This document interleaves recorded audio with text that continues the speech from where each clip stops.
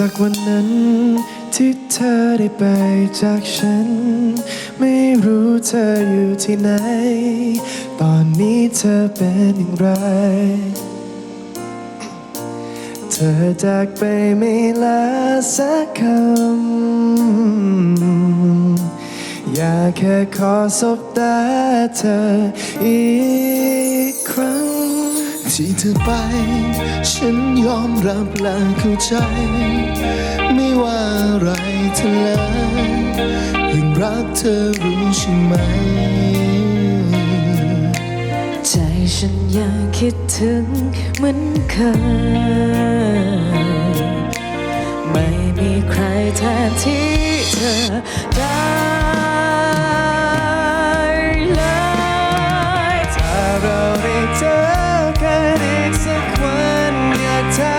มเธอจำฉันได้อยู่หรือเปล่าเธอจะยิ้มให้ฉันหรือเปล่า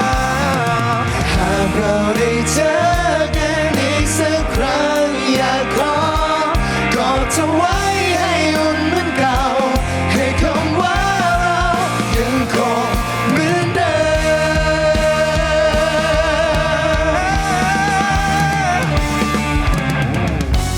ฟ้าและท้องทะเลต้องห่างกัน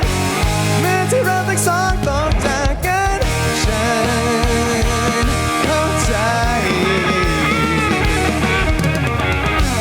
เราจะไม่หวนคืนกลับมาขอแค่เธอไม่ลืมช่วงเวลาที่มี